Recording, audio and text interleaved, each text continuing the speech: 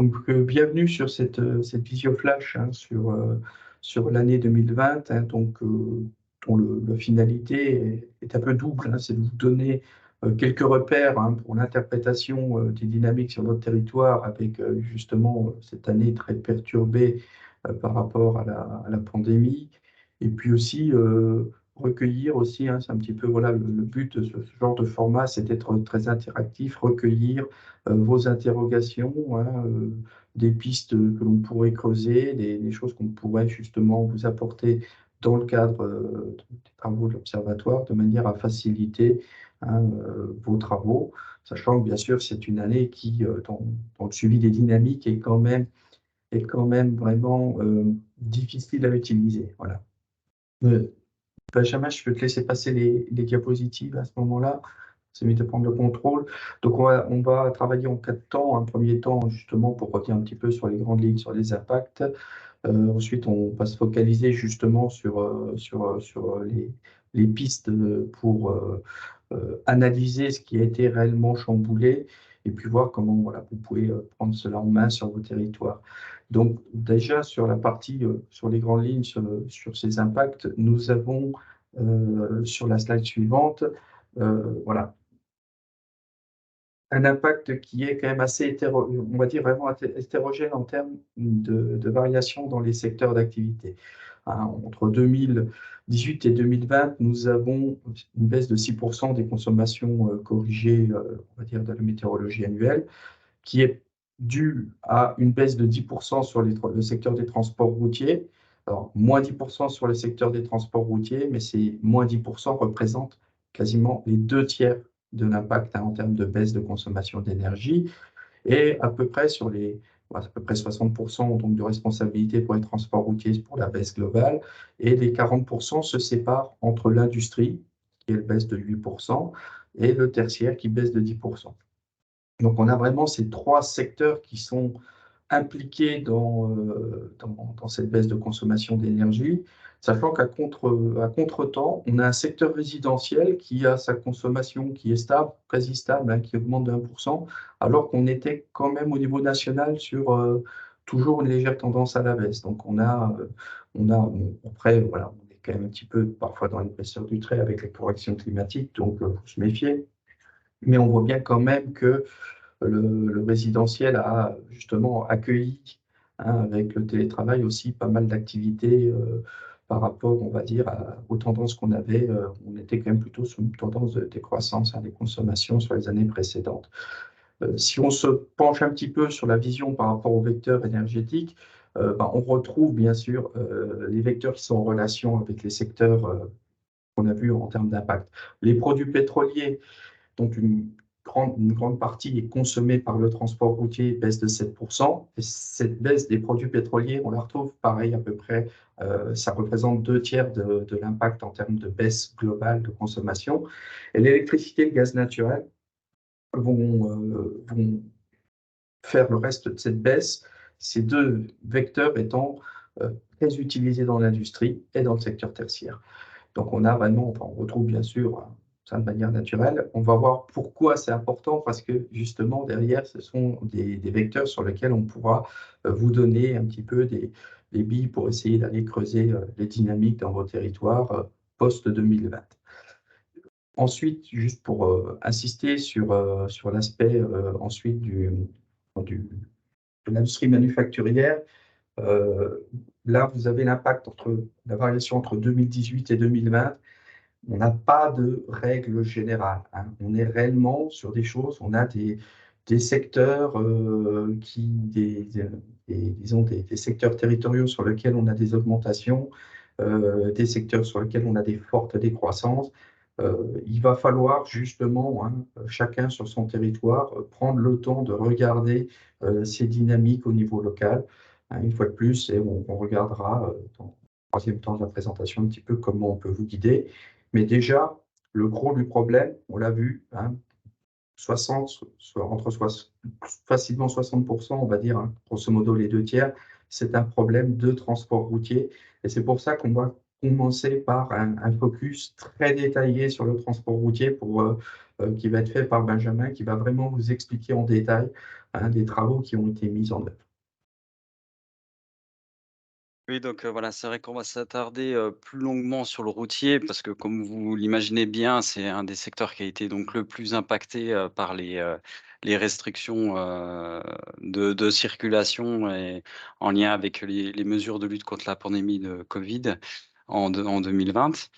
Hem, bon, on pourrait même s'attarder encore plus longtemps sur ce secteur. On va déjà brosser un petit peu les grandes tendances, qu'on a pu observer et derrière, vous donner certaines clés, d'analyse, sur on va dire sur des dynamiques que vous allez peut-être, observer du coup sur vos territoires. Après sachant qu'on pourrait aller encore, plus en détail parce qu'il y aurait pas mal de choses à dire, sur le sujet. Heu, pour commencer, on voulait faire déjà un petit focus, sur, la méthode de construction du routier parce que bien sûr, on était sur une année atypique où derrière les modèles qu'on a en place et les outils qu'on a, à notre disposition, ne sont pas forcément conçus pour pouvoir, derrière, représenter, ce type d'impact. Donc on a dû mettre en place une méthode, spécifique pour bien représenter l'impact, donc des mesures de lutte contre la pandémie de Covid-19, qu'on a connu en 2020. Alors pour ce faire, on s'est basé sur le nouvel outil, d'Atmo BFC qui s'appelle, Opsam, donc l'outil de prospective, de suivi, d'analyse de la mobilité, qui est un outil pour ceux qui ne le connaissent pas, qui permet de faire une modélisation du trafic routier, véhicules légers et poids lourds, autant sur des situations passées qu'en mode scénario, prospectif jusqu'en 2050. Donc voici le fonctionnement de l'outil de manière assez, synthétique. On a ici, des variables d'entrée qui sont intégrées dans l'outil. Les variables d'entrée, c'est notamment les caractéristiques du réseau, donc ça va être la localisation de ces axes, leur typologie, la vitesse de limite de circulation, le sens de circulation, la capacité des voies et cetera. Ensuite, des facteurs socio-économiques, notamment, la démographie qui va rentrer en ligne de compte en entrée et puis le comportement des usagers, ça va être par exemple le taux d'occupation des véhicules. Tout ça, ça va être intégré donc dans cet outil-là, Opsam, qui tourne à la fois sur, un logiciel qui s'appelle Cube, qui est le logiciel de référence en termes de modélisation de trafic dans le monde et puis également qui est renforcé par une partie, de développement en Python qui permet d'apporter ici ce que vous retrouvez, au centre, de l'illustration, toute la partie intelligence artificielle, machine learning, puisque c'est ce qui fait la spécificité de cet outil-là, qui est un outil qui va apprendre en fonction des points de comptage qu'on va lui renseigner. Donc derrière, l'outil va s'améliorer, avec ce mécanisme d'apprentissage, donc on a aux alentours de 5 000 comptages routiers qui ont été intégrés dans l'outil et qui ont permis donc l'apprentissage de l'outil, et qui ont également, permis derrière de valider les résultats sortis, du modèle. C'est-à-dire qu'il y a une partie des points de comptage qu'on ne va pas mettre dans le mécanisme d'apprentissage pour pouvoir les comparer aux modélisations faites et puis pouvoir déterminer, l'incertitude qu'on peut avoir sur les productions. Voilà, donc globalement, c'est un modèle de trafic on va dire, classique, plus une partie, plus innovante sur, de machine learning qui permet de rendre compte du trafic, de la manière la plus détaillée, qu'on puisse produire à ce jour, sur la région, tronçon par tronçon, sur toute la région. Donc en termes de sorties, vous allez avoir des sorties de type, donc trafic, véhicules particuliers et poids lourds affectés sur le réseau. Et également les flux d'échange, entre les différentes zones du modèle. Alors globalement, la méthode qui a été mise en place, donc il y a plusieurs étapes que je vais vous décrire. Hem, la première étape a consisté à exploiter déjà, les informations qu'on avait à notre disposition concernant, les réductions de trafic. et notamment la plateforme du CEREMA, dédiée justement aux indicateurs de trafic routier qui fait toute une analyse des comptages routiers en France en fonction des différents types de réseaux, pour les véhicules légers et pour les poids lourds. Où derrière, il y a une analyse qui est faite de l'année 2020 par rapport à ce qu'on peut décrire comme la normale en termes de trafic routier, en prenant en compte l'historique sur ces comptages-là. Donc de cette plateforme-là, on a pu ressortir l'ensemble des données journalières et on va dire la différence, qu'il y qu'il y avait pour chacune de ces journées en fonction d'une normale, de circulation.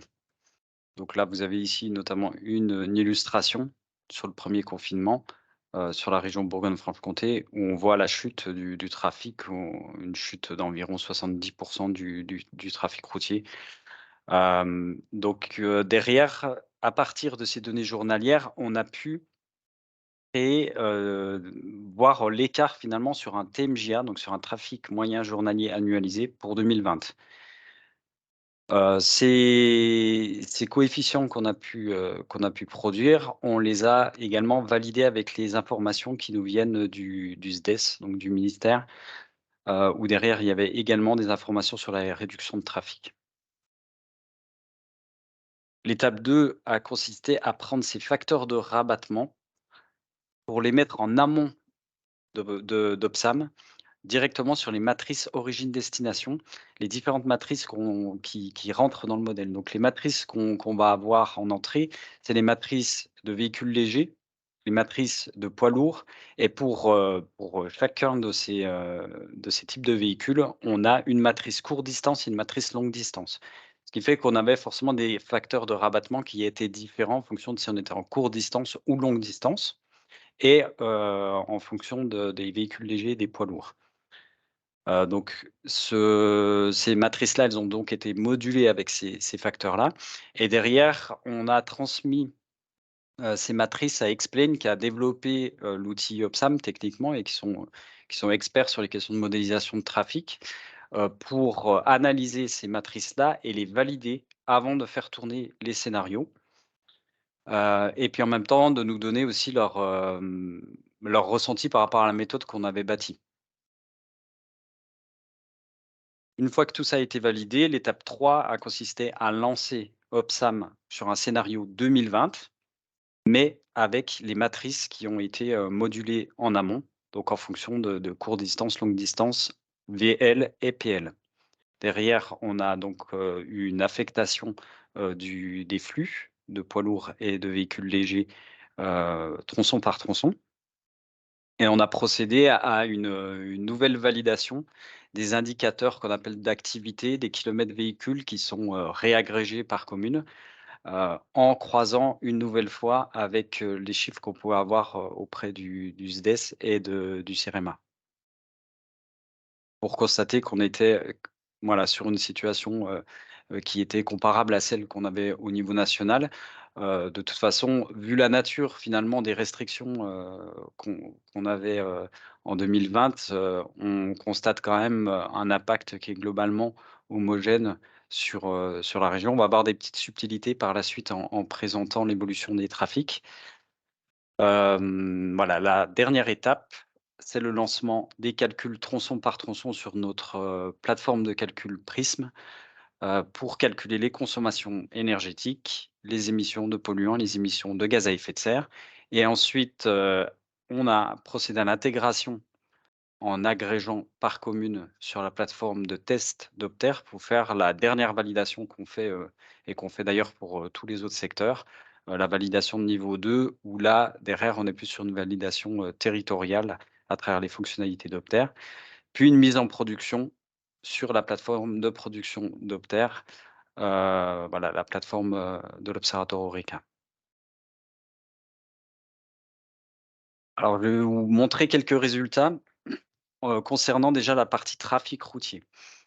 En distinguant, les différents réseaux qu'on peut avoir, le réseau autoroutier, le réseau départemental national, je les ai sommés. Il y a quand même des petites différences entre départemental et national et puis, le réseau local ainsi que le trafic, global sur tout le réseau de Bourgogne-Franche-Comté. Ce que vous allez retrouver à chaque fois, c'est l'évolution en basse 100 et la référence qui a été prise ici, c'est 2008. C'est le premier inventaire qu'on fait et qu'on diffuse sur Opter. Donc par rapport à 2008, quelle évolution du trafic de poids lourds et quelle évolution du trafic de véhicules légers? Ce que vous avez en courbe pleine, donc c'est la situation, heu, qui a été, observée, et ce que vous avez en pointillé, c'est une autre version, un autre scénario qu'on a produit, qui est un scénario qu'on a produit avec Opsam sans moduler en amont les matrices pour faire une situation 2020, sans impact, Covid. Donc vous pouvez ici, constater que sur les autoroutes, au niveau des véhicules, légers, on a environ moins 25 de diminution de trafic par rapport à 2018, ce qui représente moins 28 si on le compare à la situation projetée 2020 s'il n'y avait pas eu, les restrictions liées au Covid. Sur les poids lourds, c'est beaucoup moins marqué cette diminution puisqu'on a moins 5 par rapport à 2018 et moins 8 par rapport à une situation projetée en 2020. Ce qui veut dire que, la situation projetée montrait une, bah, toujours une augmentation des kilomètres parcourus de poids lourds sur l'autoroute. Là, ça a permis d'infléchir, mais derrière, on voit que, forcément, cette tendance à la baisse a été, beaucoup moins, prononcée pour les poids lourds que pour les véhicules légers. Sur les départementales, on constate globalement, la même chose, c'est juste, qu'on va avoir on va avoir, des réductions qui sont moins importantes, notamment sur les VL, moins 18 par rapport à 2018, ce qui correspond, ce qui correspond aussi à l'écart qu'on pourrait, estimer par rapport à une situation 2020 sans, sans restriction liée au Covid. Et puis donc sur les poids lourds, on a, moins 5 par rapport à 2018. Sur le réseau local secondaire, ici la tendance, qu'on va observer, c'est moins 20 pour les véhicules légers par rapport à 2018. Si on prend, l'année 2020 sans les restrictions, Covid, on est à peu près dans les mêmes choses, autour des moins 20. Donc on peut imaginer que l'impact Covid était donc de moins 20 sur les kilomètres parcourus sur le réseau local. Non, pardon, je vais vous montrer la mauvaise courbe, c'est celle-ci, et sur les poids lourds, on est à moins 5 par rapport à 2018. Sur la totalité, du trafic, voilà, on retrouve, globalement les mêmes tendances, qu'on a pu observer, puisqu'on a repris un petit peu les choses de manière détaillée par, type d'infrastructure. Voilà pour les observations en termes de trafic. Au niveau des consommations énergétiques, alors cette fois-ci, on va donc regarder par type de véhicule l'évolution des consommations d'énergie. Les véhicules particuliers, donc c'est la partie qui c'est le type de véhicule qui consomme le plus, on va dire, parmi tous les types de véhicules, et c'est aussi ces types de véhicules-là qui ont connu une diminution, plus importante, moins 19 entre 2018 et 2020. Pour les poids lourds, par contre, on va observer une légère diminution des consommations de moins 0,6. Donc quasi, on peut estimer, comme stable finalement par rapport à 2018. On a vu précédemment qu'il y avait bien une diminution, même si elle est plus légère, des kilomètres parcourus par les poids lourds, et pour autant, on voit quand même, une stabilité sur les consommations. Donc je vais vous apporter justement quelques clés de lecture, d'interprétation de ce chiffre-là par la suite. Sur les VUL, on constate aussi une diminution quand même, significative de moins 17 et moins 18 sur les 2 roues. Globalement, sur l'ensemble du secteur, Stéphane en avait parlé en introduction, on est aux alentours des moins 10 entre 2018 et 2020 pour le transport routier, tout véhicule et tout type de réseau. Je vois qu'il y a des questions qui sont posées, je les prendrai, une fois que j'aurai que j'aurai terminé la partie, du routier, si ça vous convient comme ça. Alors si on prend les émissions de gaz à effet de serre et les polluants atmosphériques, alors toujours en baissant, c'est-à-dire qu'on prend la référence 2018 et puis on regarde, les évolutions. Sur les gaz à effet de serre, on observe une diminution de 13 des émissions de gaz à effet de serre par rapport à 2018, donc c'est très corrélé avec, l'évolution des consommations énergétiques. Et pour les polluants atmosphériques, l'impact Covid a amplifié la baisse, la tendance à la baisse qu'on voit depuis plusieurs années, et qui est due à l'amélioration de la motorisation des véhicules. Donc ici, j'ai retenu les COVNM, les oxydes d'azote, les particules fines. Voilà, donc on voit que ça infléchit encore plus, cette courbe qui était déjà à la baisse. Alors quelques pistes, justement d'interprétation. Alors pourquoi on retrouve des consommations énergétiques liées aux poids lourds, qui sont stables alors qu'on avait aux alentours de -5 à -6 de kilomètres parcourus, par les poids lourds en moins? Hem, les explications, elles proviennent du parc. Donc je vous ai mis 2 illustrations, c'est 2 visions qu'on peut avoir et c'est 2 sources de données qu'on a à notre disposition. Tout d'abord, le parc roulant national du CTPA, c'est-à-dire c'est les kilomètres parcourus, sur l'année en question. Donc je vous ai mis 2022 aussi en référence. Et puis, le parc, statique du SDES, qui est, qui est en fait les immatriculations des véhicules. Donc ça prend pas en compte finalement les kilomètres qui sont parcourus par ces véhicules-là. C'est pour ça que vous avez une vision qui est un petit peu différente. Le parc qu'on utilise, c'est celui du CITEPA où on a en même temps, on va dire, le type de véhicule pondéré par la distance parcourue par ces véhicules-là, sur une année. Donc ce qu'on constate ici, c'est qu'on va avoir, un renouvellement, de véhicules, sur des normes Euro, qui a débuté déjà en 2014, qui s'amplifie forcément, au fil des années. En 2020, on a quand même, toute une partie de vieux véhicules qui sont renouvelés. Donc on va parler notamment des Euro, 2, Euro 2, Euro 3 et Euro 4 même. Et si on regarde derrière, un peu plus en détail sur le renouvellement des véhicules, on va constater qu'on va avoir, des poids lourds qui ont un tonnage de plus en plus important. Donc c'est une tendance qui est observée, qui est confirmée du coup en 2020, tant sur le, parc roulant que sur le parc, statique. Alors je vous ai mis en évidence ce que vous pouvez observer sur ces graphiques. Sur le parc roulant, on peut constater qu'on a plus, 34 de kilomètres parcourus par des poids lourds d'un tonnage supérieur à 28 tonnes, entre 2018 et 2020. Donc on a quand même une évolution vers des véhicules qui sont, plus imposants et donc qui consomment également plus. Sur le parc statique, on a aussi cette constatation-là. On voit vraiment qu'on va vers des véhicules, qui ont un tonnage plus important.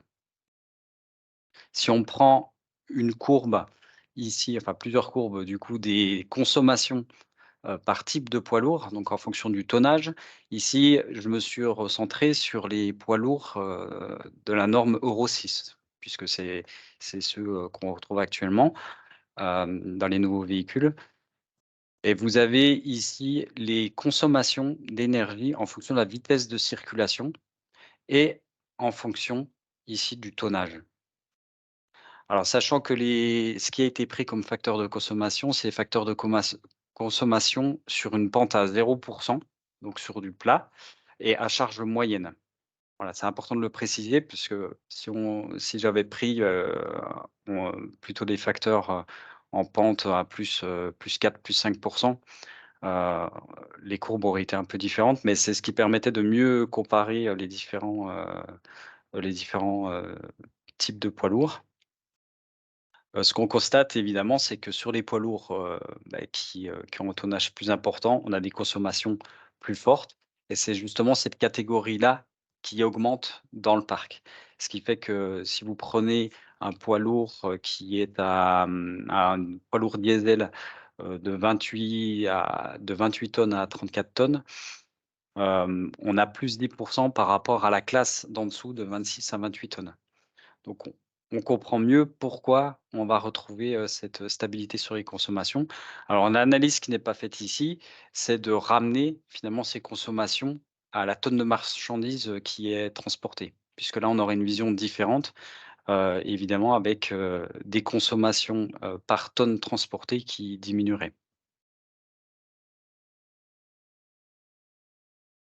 Quelques précisions, précautions d'usage concernant les données de trafic routier que vous allez retrouver sur Opter.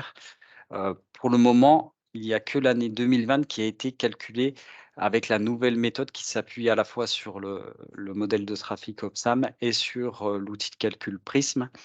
L'historique a été recalculé sur, de 2008 jusqu'à 2018 sur la même base méthodologique, mais les données, elles n'ont pas encore été intégrées dans Opter et ça sera fait au cours du mois d'avril.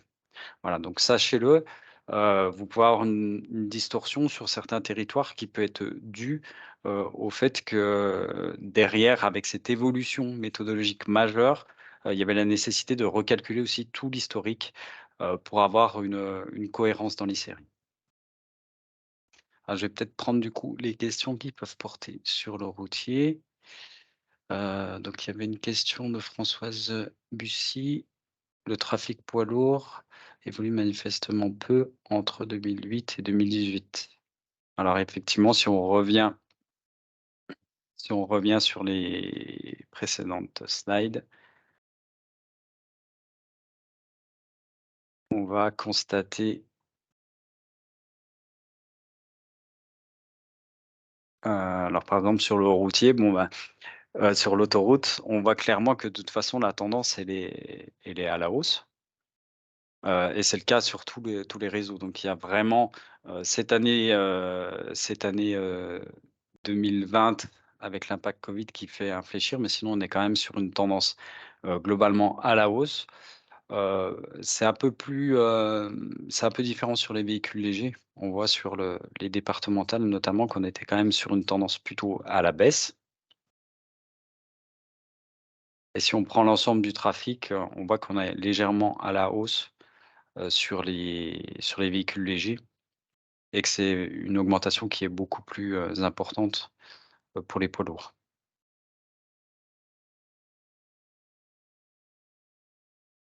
Voilà, je ne sais pas s'il y a d'autres questions, n'hésitez pas même à intervenir du coup comme on a mis les micros, en marche et les caméras, si vous avez des questions ou des besoins de précision.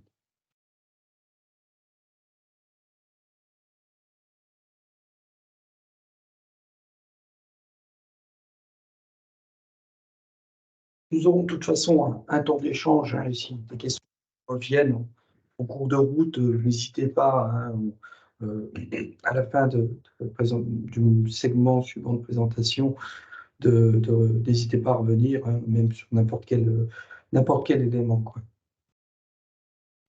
S'il n'y a pas d'autres questions là, qui arrivent, je vais prendre la suite juste pour vous donner quelques éléments, on va dire, qui peuvent servir de guide de lecture en utilisant les données de la loi TECV. Donc, sur la slide suivante, donc, je vais revenir sur une fiche qu'on a mis en place sur les données de la loi TECV, donc une fiche territoriale qui est disponible sur la plateforme Opter, qui est là pour faciliter l'exploitation, l'exploration de ces données qui sont des données brutes. Je tiens à préciser que ce sont des données brutes sur lesquelles nous effectuons un certain nombre de corrections. Nous avons toujours des améliorations et on trouve toujours des nouveaux bugs dessus. Mais c'est une donnée d'entrée des travaux d'inventaire et qui a l'avantage d'être mise à jour annuellement, d'être disponible à une maille même infracommunale, mais qui, pour les analyses, je vous conseille surtout de la regarder à la maille communale et à la maille de l'EPCI. Ces données sont sectorisées, donc on les a pour les secteurs agriculture, résidentiel, tertiaire, industrie, et il y a un secteur non affecté quand une donnée, justement, n'a pas pu être classée.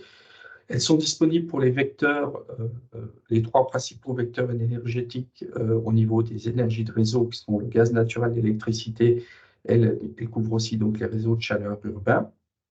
Donc, comme je disais, donc avec une mise à jour tous les ans en fin d'année pour l'année N-1. Donc, ces données ont quand même un process de consolidation et d'application d'un certain nombre de secrets qui fait que le SDES les publie pour les premières début octobre et pour les dernières courant novembre, notamment pour les réseaux de chaleur.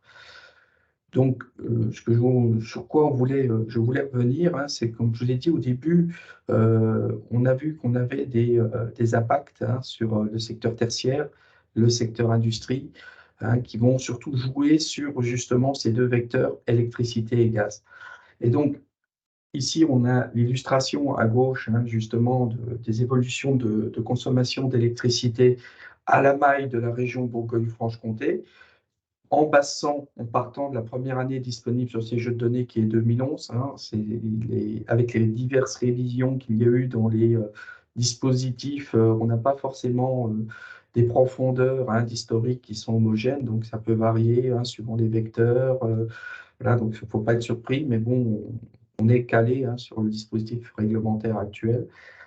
Donc, on vous donne ces évolutions. Et là, ce qui m'intéressait vraiment, c'était de présenter un petit peu comment ça se comporte. On voit que on arrive en 2019 à un niveau de consommation qui était toujours en croissance sur la courbe en rose sur l'industrie. On voit le décrochement très net sur l'électricité en 2020 dans le secteur industriel. On voit le début d'une reprise en 2021. Et si on compare sur le graphe de droite le cas du Grand Chalon, on voit que par contre, on a un décrochement qui est beaucoup plus limité sur l'industrie, une reprise qui fait qu'on a déjà redépassé le niveau de 2019, et qui voit que vraiment, voilà, comme je vous disais, le secteur industriel, il a globalement décroché en 2020, mais il faut vraiment aller regarder cette fiche, aller regarder ces graphes pour chacun de vos territoires, pour réellement regarder quelles sont finalement ces microdynamiques, voir comment les choses rebondissent. Là, on est sur le cas de l'électricité. Sur la slide suivante, on va passer sur le gaz. Exactement le même principe de graphe en base 100 qui démarre cette fois-ci depuis 2010. On voit qu'au niveau régional, l'industrie post-2020 a fait déjà un gros rebond. Elle est même carrément remontée au niveau de 2010. Donc le gaz dans l'industrie en général, on le fait sur les process haute température, généralement plutôt des gros consommateurs. Et c'est pareil, des gros consommateurs, comme on en a pas mal sur le Grand Chalon, qui, eux, en fait, là, on ne voit même plus, dans le cas du Grand Chalon, de décrochement sur 2020. On reste sur une pente de croissance 2019 à 2021. Et c'est là vraiment où on va voir les écarts que vous allez avoir entre les typologies d'industrie. Alors, on voit qu'on a quand même pas mal d'industries qui restent, on va dire, dans une situation de crise. Et je pense plutôt justement que l'indicateur électrique, qui est quand même consommation qui donne une bonne pulsation pour l'industrie dans sa globalité. Or, vraiment les gros consommateurs d'énergie, alors gros consommateurs d'énergie, il y en a aussi dans l'électricité, mais les plus gros, il faut garder en tête, sont quand même plutôt des consommateurs de gaz sur la région. Donc voilà, donc c'est un conseil qu'on vous donne, c'est-à-dire d'utiliser justement cette fiche de données loi TECV. Les données 2021 sont déjà intégrées dessus. Et ensuite, on va pouvoir continuer justement de dérouler d'ici la fin de l'année avec les données 2022 qui vous donneront un petit peu plus de recul. Alors, il y a quand même quelques réserves à avoir par rapport à ces données. Alors, vous avez vu, j'ai beaucoup parlé de l'industrie, là, le tertiaire aussi est impacté. Sur les graphes en passant, on a fait des graphiques en agrégeant le résidentiel et le tertiaire parce qu'il y a une rupture de la continuité de la sectorisation qui est arrivé en 2018. Il y avait 2 phases dans la mise en œuvre de la loi TECV sur justement la libération de ces données très fines au niveau sectoriel et territorial. Une première phase où il y avait les grands secteurs, ce qu'on vous présente ici, et à partir de 2018, il y avait une obligation des opérateurs de fournir des données codées sur la nomenclature d'activité française au niveau 2, soit dans plus d'une cinquantaine de catégories d'activités. Et donc, ce codage a été fait à partir de 2018, mais ne pouvait pas être appliqué sur les historiques. Donc, c'est là qu'on a vu qu'on avait une sous-estimation des consommations du secteur tertiaire et qu'il y a eu un peu des vases communicants entre ces deux secteurs-là. Mais il peut y avoir eu aussi, pareil, des corrections sur l'industrie et l'agriculture. Alors bon, ça ne s'exprime pas de la même manière dans les territoires. Donc là, par contre, vous avez l'ensemble des données qui sont dans la fiche et vous avez des graphiques sur lesquels vous allez voir justement ces phénomènes de transfert. Alors, on va réfléchir, voir si on peut peut-être remettre un autre graphe base 100, voir comment on peut faire évoluer les choses, mais comme il est un petit peu difficile, enfin, il ne sera pas forcément dans la fiche, il sera séparé de manière à ce que vous puissiez exploiter ce graphe à partir de 2018 et sur les données uniquement postérieures, parce que sinon, vous allez avoir un point de départ qui va complètement être, disons, qui ne va pas être cadré correctement. Donc ça, c'est des petites évolutions auxquelles on est en train de réfléchir. Il y a des mises à jour qui sont en cours sur la plateforme Opter. Alors, il y a eu un recalcul qu'on n'a pas eu le temps d'intégrer encore, justement. Alors, les historiques profonds ne peuvent pas être mis à jour. Par contre, ils ont retravaillé en ayant justement appris un petit peu plus sur l'année 2021, donc avec sa sortie. Ils ont retravaillé 2018-2020. 2018 à 2020. Et donc, on va procéder à une mise à jour de ces années-là. Donc, pareil, il va y avoir un petit peu de choses qui vont bouger dans les sectorisations, mais normalement, ça devrait justement apporter plus de stabilité parce qu'on voit, bon, si vous vous penchez sur ces données, vous allez voir parfois du non attribué qui apparaît, qui disparaît, et puis de l'industrie qui chute, et quand le non attribué apparaît, puis de l'industrie qui remonte quand il disparaît, parce que manifestement, une industrie avait été mal classée, était passée dans la partie mal attribuée, et c'est ça qui peut apporter justement du flou dans la lecture de ces données. Donc, il faut un petit peu prendre l'habitude de les manipuler, mais elles vous donnent quand même l'avantage, enfin, elles vous donneront quand même un peu cette pulsation sur les horizons récents, quoi. Un dernier point d'attention, c'est que ces données sont non corrigées du climat. Donc, alors, je redonne là dans la présentation le lien vers les degrés jours unifiés pour les besoins de chauffage par département, qui sont calculés jusqu'en 2022 par le SDES. Ça vous donne un repère quand même voilà, pour situer votre territoire par rapport à la rigueur climatique de l'année.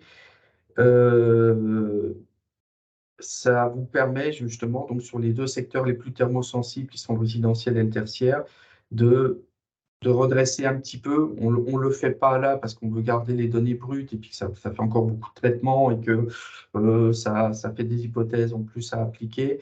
On a préféré garder ce jeu brut, mais vous pouvez vous référer à ces DJU pour un petit peu corriger les tendances sur le tertiaire, notamment si vous voulez faire des interprétations sur ces données plus récentes. Voilà. Ça, c'était les quelques éléments que je voulais vous présenter, sachant donc que la fiche est disponible sur la plateforme depuis la fin de l'année dernière, enfin peut-être un peu plus longtemps, je ne sais plus trop, Benjamin me corrigera, et que bon, nous allons procéder à quelques petites mises à jour là dans les quelques jours qui viennent. Voilà, quoi. Voilà.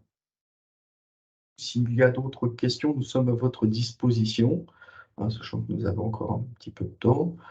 Et voilà, n'hésitez pas. Si Benjamin, si tu vois des compléments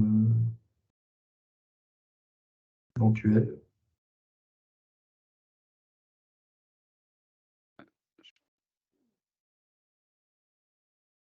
Charlotte. Oui, Charlotte. Ah, on t'entend pas, Charlotte. J'enlève le micro, ça va mieux? Oui, on t'entend, Charlotte. Ouais, juste du coup, là, vous avez commencé à regarder les données 2021 et l'analyse globale l'idée, c'est qu'elle elle arrive quand à peu près? Alors, l'analyse globale, juste pour préciser, parce que je ne suis pas sûr de… Juste du coup, parce que là, ce que je comprends, c'est que les données LTEP-TECV, là, elles nous permettent de voir les données énergie par énergie 2021. Hmm. Et par contre, le bilan global des consommations et des gaz à effet de serre 2021, il n'est pas sorti, lui. Et comme on reste sur notre temporalité de ne faire que les années paires, on ne le Ah fera oui, pas. oui, oui, Voilà, d'accord, OK. on fera D'accord. 2022. Ouais, Alors là, d'accord. 2020, c'était la crise Covid. Ouais, oui, oui. 2022, ça sera la crise Ukraine. Bon, il va peut-être falloir, on va développer un petit peu justement ce qu'on peut faire autour pour apporter un peu de vision. On est toujours en train de réfléchir. Mais Ouais. une fois de plus, bon, on va se dire que ça sera la dernière année de crise et puis qu'après, on va rentrer dans un monde un peu plus calme, je l'espère.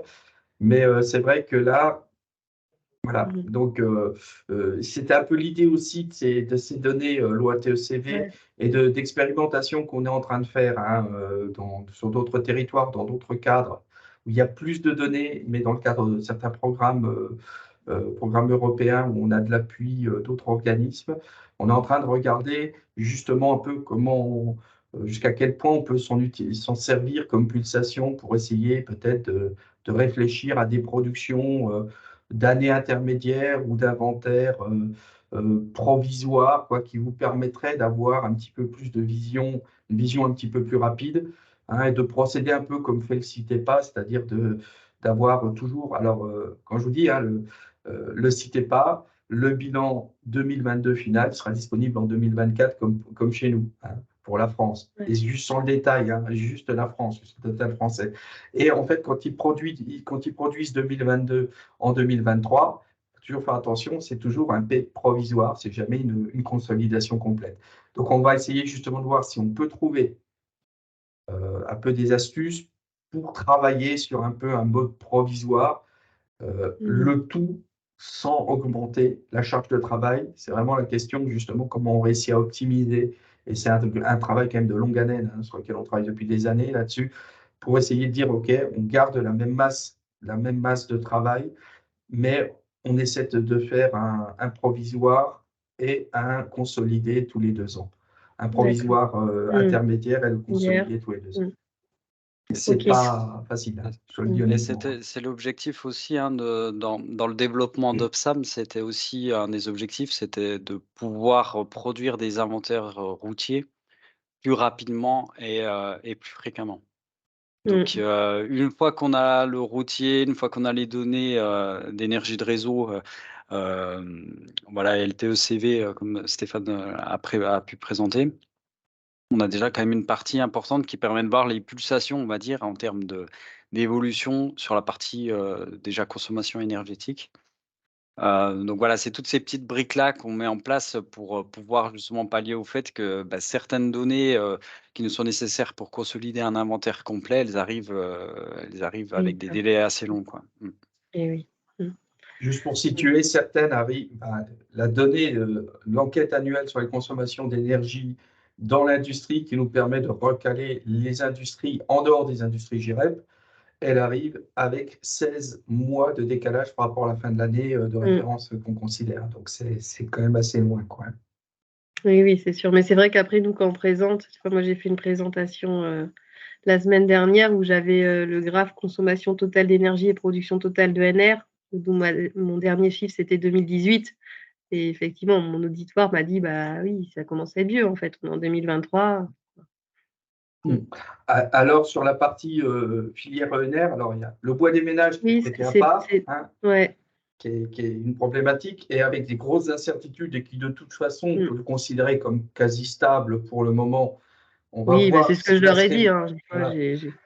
Puis j'ai répondu en plus en 2020, bah, voilà. Enfin, donc, les évolutions, Mais, elles sont pas. mais Et, j'insiste quand même sur la partie ENR. ENR, pour les autres filières, on est sur des données 2021 et les ouais. premières données 2022. Bon, je ne veux pas trop m'avancer, mais on va dire que sur l'électricité, si tout va bien, fin mai, il y aura l'électricité 2022 et les installations de méthanisation. Hein, ça. Donc, on a travaillé aussi pour resserrer un maximum sur les filières ENR. Tout ça Mm. parce qu'on dispose aussi de données performantes. Hein. Là, la version n'est pas, quand je dis par exemple sur le bilan des productions d'électricité renouvelable, le bilan n'est pas finalisé, consolidé, parce qu'on sait qu'il y a plusieurs versions qui vont sortir, mais la première version au 31 décembre 2022, elle vient de sortir il y a quelques jours. Donc voilà, c'est quand même déjà un gros effort. Avant ce bilan-là, il fallait attendre 3 mois, 3-4 mois de plus pour l'avoir. Donc quand l'État enlève 3-4 mois et apporte de la réactivité, nous, on essaie justement de suivre dans nos process pour se recaler. Mais bien sûr, on reste tributaire. Alors, je dis les productions de l'État, hein, voilà, quoi, des organismes de l'État, d'un point de vue global, quoi, que nos partenaires de l'Adréal ne passent à travers. Hein, Ok, merci.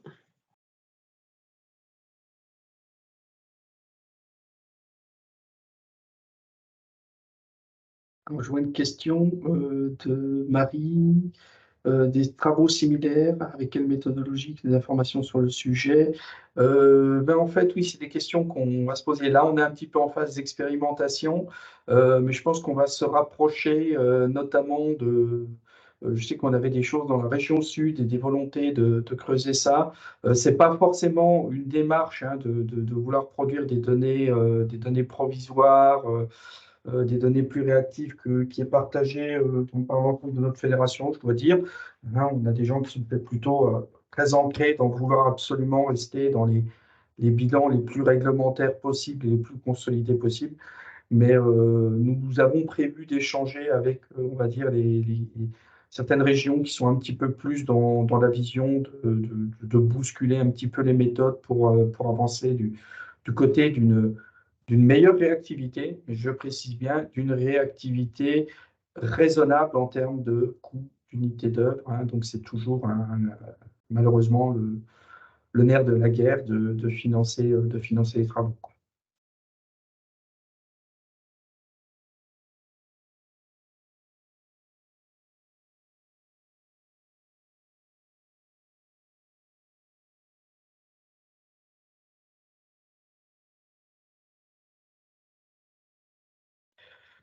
Madame Lucie, oui, si vous voulez prendre la parole.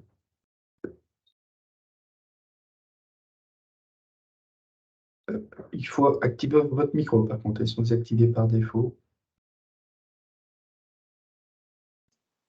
Voilà, c'est bon? Oui, c'est bon. Oui, je ne connais pas bien le dossier, donc s'il y a des questions. Ce type d'observation, moi je pense surtout aux poids lourds, en fait, parce que c'est vrai que c'est quand même, pour moi, c'est quand même un gros souci, enfin pour tout le monde. Le fait que vous fassiez ces constatations, est-ce que ça permet de faire évoluer la notion de ce trafic dans la tête des décideurs? Et la deuxième question, c'était est-ce que le fait que les poids lourds sont de plus en plus importants, est-ce que c'est pour vous, en tonnage, est-ce que c'est pour vous plutôt bénéfique que négatif? Est-ce qu'il vaut mieux 3 petits poids lourds ou un seul gros poids lourd? Alors, sur votre première question, je dirais que jusqu'à présent, on avait, finalement peu d'informations à transmettre, justement auprès des décideurs puisqu'on était limité par les données qu'on pouvait, produire ou qu'on pouvait, compiler sur la question. Donc on avait plutôt des comptages et un taux de poids lourd et voilà, qui nous permettait de voir quelle était, l'activité des poids lourds. Après j'ai parlé, c'est pour ça que j'ai fait un focus plus précis sur l'outil Opsam qui lui, nous permet justement d'apporter plus d'éléments, concernant le trafic, de poids lourds et on voit déjà, certaines collectivités qui sont intéressées pour en savoir plus à travers, les informations qu'on peut transmettre. Notamment, on peut avoir, tout ce qui est question de trafic de transit, et de pouvoir justement voir, quelle est la part du trafic de transit, comment il se répartit et d'aller du coup plus sur de la réflexion cette fois-ci sur l'impact finalement des poids lourds, sur un territoire. Donc, je dirais qu'avec, avec ce nouvel outil, c'est un peu le point de départ, sur des réflexions que pourraient avoir justement les décideurs sur la question. Même si, on nous questionne, depuis pas mal d'années sur l'impact des poids lourds, hein. Et là-dessus, voilà, je pense qu'on était quand même aussi un peu, c'était encore un peu flou la vision qu'on avait de comment les poids lourds se répartissent sur les territoires, etc. Voilà. Après, sur votre deuxième question, alors bah, c'est un peu ce que j'ai dit du coup dans la présentation, c'est qu'effectivement en termes de consommation, on voit qu'on est sur une stabilité alors qu'on est sur une diminution en 2020 du moins, une diminution du nombre de poids lourds. Et c'est pour ça que je disais que ça serait intéressant de pouvoir le ramener à la tonne transportée. Puisqu'effectivement, si on est sur un poids lourd qui est plus, voilà, qui permet de transporter plus de marchandises, qui consomme plus effectivement qu'un plus petit poids lourd, on est quand même sur des consommations, par tonne transportée qui diminuent. Donc effectivement, c'est plus favorable de prendre, d'avoir un poids lourd qui va transporter plus sur un trajet, que d'avoir, plusieurs poids lourds, qui se suivent et qui, transporteraient le même, voilà, la même marchandise, mais pour, des consommations et des émissions associées, qui sont plus importantes. OK, merci.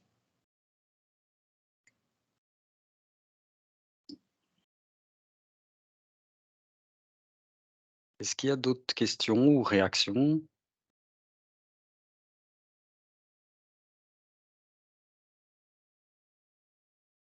Alors n'hésitez pas suite à cette visioflash aussi à venir vers nous peut-être, parfois c'est pas évident d'avoir voilà, des questions à chaud, mais n'hésitez pas à revenir vers nous, par la suite. D'ailleurs pour ceux qui n'auraient pas nos coordonnées, je vais les afficher.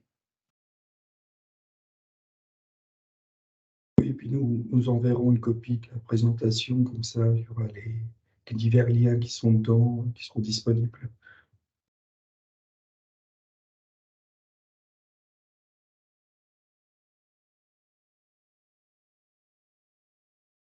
Eh bien, vu l'épuisement des questions et que nous arrivons à l'heure fixée pour la fin de cette réunion, je vais encore vous remercier pour votre participation et votre attention.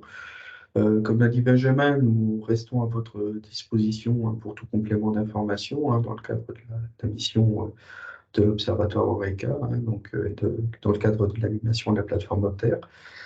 Je vous souhaite une bonne poursuite de journée et en tout cas, j'insiste sur le fait que nous restons à disposition. Merci et à bientôt. À bientôt. Merci Au à revoir. tous. Au revoir. Au Au revoir, À merci. bientôt, au revoir.